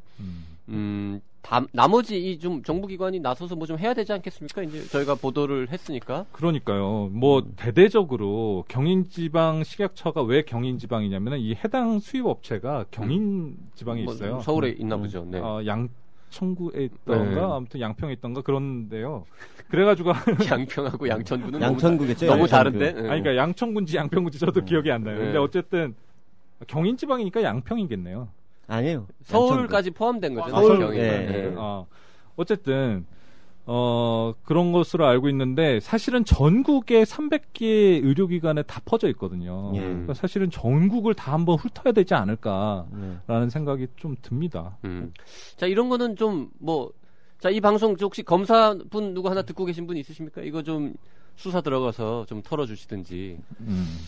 복지부도 좀 이런 게 유사한 얘기가 있었어요. 예전에 그 피부 미용하는 레이저 기기 이런 것들을 조금 그 품목 허가에 받은 내용과는 좀 달리 과장 광고를 좀 한 거죠. 뭐 다른 거에도 효과가 있다. 비만에 뭐 어떤 피부에 관련돼서 허가를 해줬는데 비만에도 효과가 있다. 이런 식으로. 그래서 이제 그거 광고한 의료기관하고 그 기기 업체 다 이제 식약처에서 경찰에 고발을 해서 벌금 받고 그렇죠. 광고 업무 정지 처분 나오고 그랬던 케이스들이 있어서 식약처도 이거는 분명히 알고 있을 겁니다. 이렇게 어떻게 해야 될지는. 이 장비가 좀 문제가 있는 게 미국 같은 경우에는 환자가 사망한 사례도 있더라고요. 시애틀 타임즈가 보도한 건데 암 환자가 치료 안 받고 이거 하다가 이것만 믿고 치료 효과가 있을 것이다라고 생각해가지고 치료를 받다가 2명의 암 환자가 죽었고 1명은 심장마비로 사망했다라고 얘기를 하더라고요. 우리나라에서는 아직까지는 그런 사례는 없는 것으로 보고가 안 될 뿐이겠죠. 그렇죠. 예. 예. 있을 수도 있는 건데. 놀랍습니다. 하여튼 뭐 저희가 이 언론사에서 일하면서 대한민국에서 벌어지는 수많은 황당한 일들 뭐 꽤 많이 안다고 생각했는데 네. 정말 지난 몇 년 동안 이걸 까맣게 모르고 있었다니 정말. 이분들이 진정한 창조 경제를 이루고 있지 않나. 위험한가요? 틈새 시장이요. 예. 야, 대단합니다.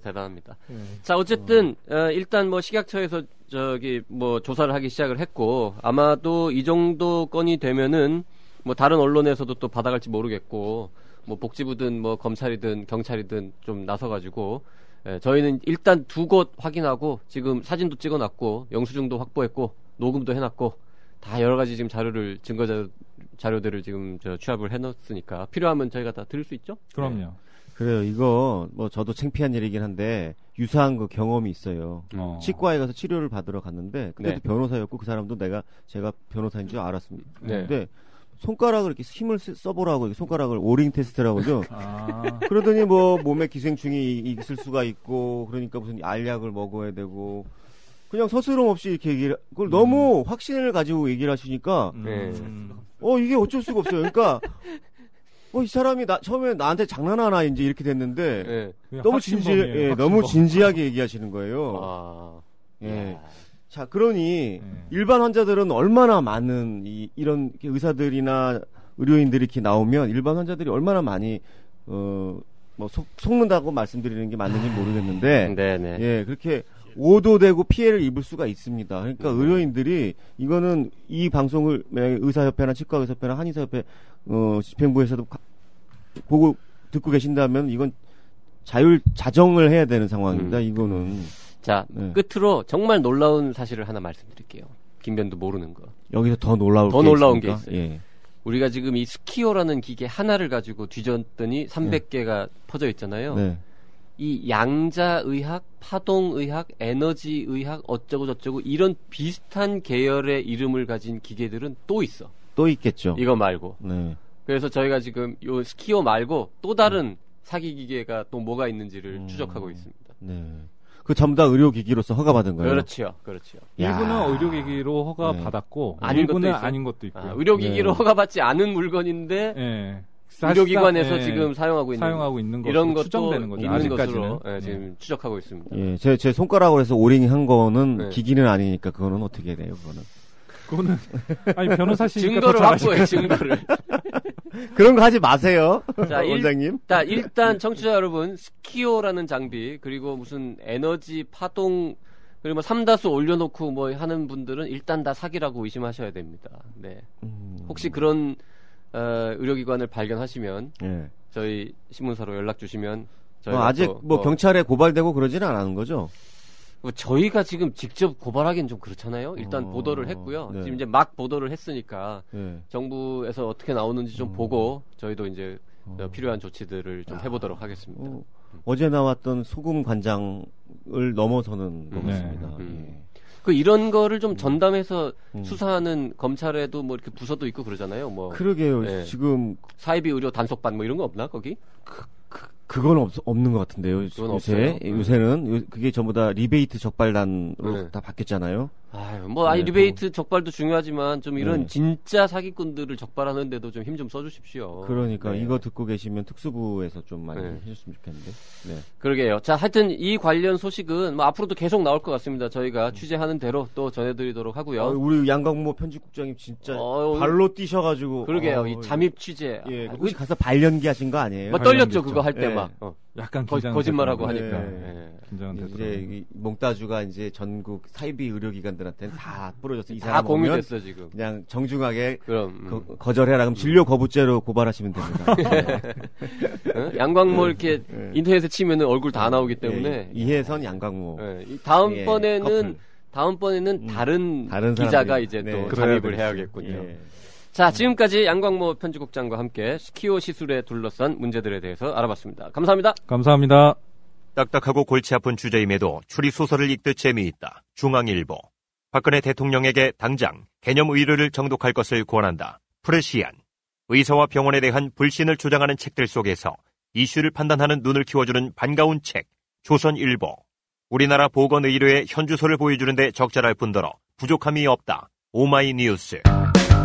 교양 시민을 위한 개념 있는 의료 이야기.